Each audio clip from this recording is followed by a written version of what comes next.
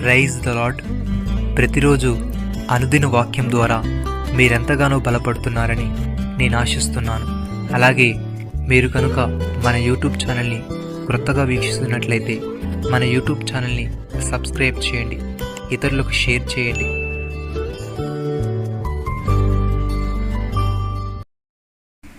దుష్టులు మరణం నొందుట చేత నాకెంత మాత్రమైన సంతోషము కలుగునా, వారు తమ ప్రవర్తనని దిద్దుకొని బ్రతుకుటే నాకు సంతోషము. ఇదే ప్రభువు యెహోవా వాక్కు. యెహెజ్కేలు గ్రంథము 18వ అధ్యాయము 23వ వచనము. భక్తుడి విధంగా అంటున్నాడు, నీ దేవుడిని యెహోవా నీ మధ్యనున్నాడు. ఆయన శక్తిమంతుడు, ఆయన మిమ్మల్ని రక్షించును. ఆయన బహు ఆనందముతో నీ యందు సంతోషించును. నీ యందు తనకున్న ప్రేమను బట్టి శాంతము వహించి నీ యందలి సంతోషము చేత ఆయన హర్షించును. సహోదరి సహోదరులారా, మనుషులందరూ రక్షణ పొంది సత్యమును గూర్చిన అనుభవ జ్ఞానం వారై ఉండవల్లని ఇచ్చయించుచున్నాడు. దేవుడు ఒక్కడే, దేవునికి నరులకు మధ్యవర్తియు ఒక్కడే, ఆయనే క్రీస్తు నరుడు. ఈయన అందరి కొరకు విమోచన క్రయధనముగా తను సమర్పించుకొనెను. దీన్ని గూర్చిన సాక్ష్యము యుక్త కాలములు యందు ఇయ్యబడెను. ప్రియమైన సహోదరి సహోదరులారా, మనం వినిన సంగతులను విడిచిపెట్టి కొట్టుకుని పోకూడనట్లు వాటి యందు మరీ విశేష జాగ్రత్త కలిగి ఉండవలెను.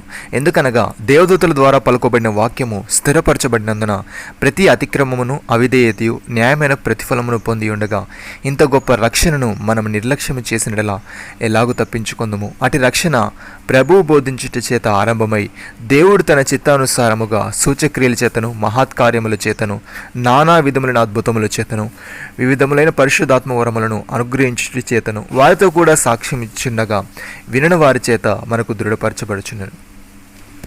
ప్రియమైన సహోదరి సహోదరులారా, ఒక సంగతి మర్చిపోకూడదు. ఏమనగా ప్రభు దృష్టికి ఒక దినం 1000 సంవత్సరం వలను 1000 సంవత్సరములు ఒక దినం వలను ఉన్నవి. కొందరు ఆలస్యమైన ఎంచుకున్నట్లు ప్రభు తన వాగ్దానం గూర్చి ఆలస్యము చేయవాడు కాడు, కానీ ఎవడునూ నశింపవలని ఇచ్చేంపక అందరూ మారు మనసు పొందవలని కోరుచు మెడల దీర్ఘశాంతము గలవాడై ఉన్నాడు. అయితే ప్రభు దినము దొంగ వచ్చినట్లు వచ్చును. ఆ దినమున ఆకాశములు మహాధ్వనితో గతించిపోను, పంచభూతములు మికటమైన వేంద్రములతో లయమైపోను, భూమియు దాని మీదనున్న కృత్యములు కాలిపోను.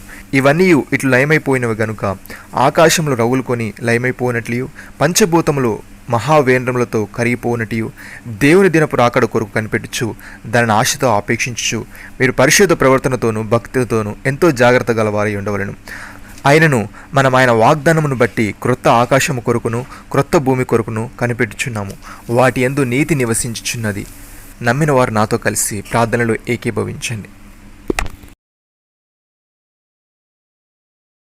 మమ్మల్ని మికిలిగా ప్రేమిస్తున్న మా ప్రియ పరలోకపు తండ్రి, మీరు మాకు ఇచ్చిన వాగ్దానాలను బట్టి మీకు స్తోత్రములు. దేవా, నీవు కరుణా వాత్సల్యము గలవాడవును, శాంతమూర్తియు అత్యంత ప్రేమ గలవాడవై ఉండి నీవు చేయనుద్దేశించిన కీడును చేయక పశ్చాత్తాపడదువు గనుక మేము మా ప్రవర్తన దిద్దుకొని మా వస్త్రములను కాక మా హృదయములను చింపుకొని నీ తట్టు తిరుగుటకు సహాయం దయచేయమని, మేమందరమును రక్షణ పొంది సత్యమును గూర్చిన అనుభవ జ్ఞానం విషయంలో సోమరులైనను నిష్ఫలులైనను కాకుండా ఉండటకు సహాయము దయచేయమని, మేము వినిన సంగతులను విడిచిపెట్టి కొట్టుకొని పోకూడనట్లు వాటి యందు మరీ విశేష జాగ్రత్త కలిగి ఉండటకు కృప చూపమని ప్రభువైన యేసుక్రీస్తు నామములో ప్రార్థిస్తున్నాము తండ్రి.